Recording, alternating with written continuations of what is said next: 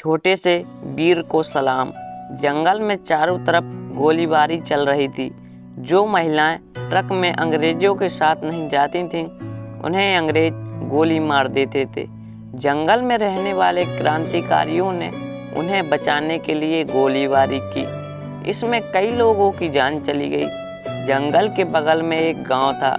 उस देश का राजा भी उतना ही क्रूर था। उसने महिलाओं को अपना गुलाम बना लिया और पुरुषों और छोटे बच्चों को अंग्रेज के हाथ में बेच देता। अंग्रेजों और राजा के बीच अच्छे संबंध थे, अतः उसकी प्रजा भी राजा से बहुत क्रोधित थी। राजा के ऐसे व्यवहार के कारण अधिकांश लोग जंगल में ही रहने लगे और विद्रोह करते थे। जो लोग गांव और खेत में काम करते थे, वह इस जंगल में लोगों को विद्रोह करने के लिए समर्थन भी देते थे। गांव के बुजुर्गों ने सारी कमाई का उपयोग गोला बारूद और कारतूस खरीदने और उन्हें जंगल भेजने का फैसला किया।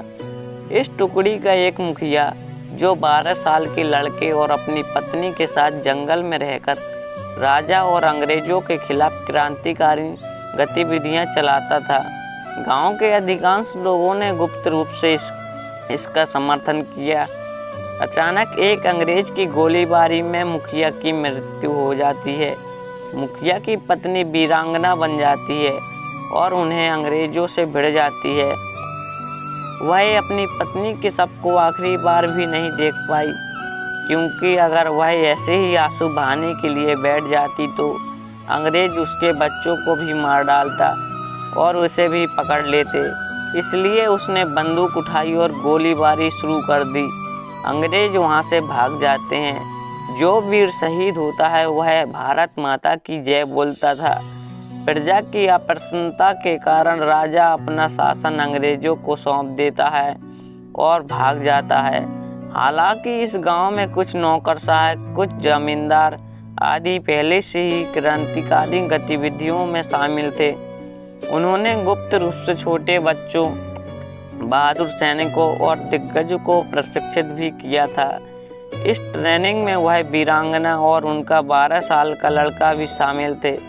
सभी लोगों ने निर्णय लिया कि अंग्रेज अब हमारे देश में नहीं रहेंगे। ये बात है सन 1938 ईस्वी की। वह 12 साल का लड़का कोई और नहीं बल्कि ओडिशा का छोटा बाजीराव राउत था, और वो वीरांगना उनकी माँ थी, जो किसी के खेत में काम कर रही थी। अचानक अंग्रेजों ने इस गांव पर हमला कर दिया। ग्राम समाज एकजुट होकर अंग्रेजों के विरुद्ध संघर्ष करने लगा। अनेक क्रांतिकारी भी शहीद हुए। अंग्रेज ग्रामीणों के आक्रोश का सामना नहीं कर सके। इस गांव से पहले पार जाने के लिए एक नदी थी केवल। इसी रास्ते से अंग्रेज बाहर जा सकते थे। वानर सेना का निर्माण गांव के नेताओं द्वारा बच्चों में भी क्रांतिकारी भावना जगाने के लिए किया गया था, और उनका काम नदी किनारे रहकर गांव के तक अंग्रेजों की खबर पहुंचाना था। गांव में अंग्रेजों के खिलाफ ऐसा विद्रोह था कि केवल अंग्रेज नदी के पानी के रास्ते भाग रहे थे। ऐसे में 12 साल के बाजीराव राउत ने देखा। उनके मन में यह विचार आया कि यदि अंग्रेज भाग गए तो वे दोबारा पकड़े नहीं जा सकेंगे। वह जोर जोर से चिल्लाने लगा, भारत माता की जय, भारत माता की जय, इतनी जोर से कि वह गांव के में किसी को पता चल जाए और वहां जल्दी ही आ जाए। बाजीराव का उद्देश्य था कि अंग्रेज इस नदी से जीवित बच न सके।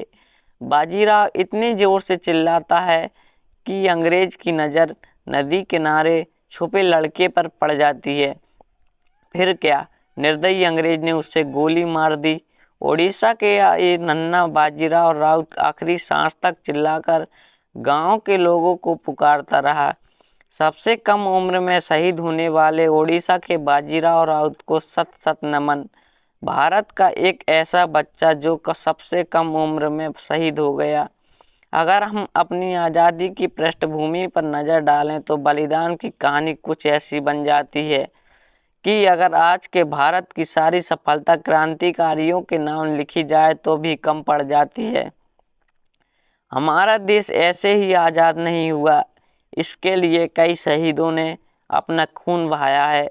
जो आज़ादी हमें मिली है उसे गौरवान्वित बनाए रखने हमारा कर्तव्य है। जय हिंद, जय भारत। आशा करता हूँ दोस्तों यह स्टोरी वीडियो आपको अच्छा लगा होगा। ऐसे ही इंटरेस्टिंग और नॉलेजफुल वीडियो के लिए वीडियो को लाइक और चैनल को सब्सक्राइब करें।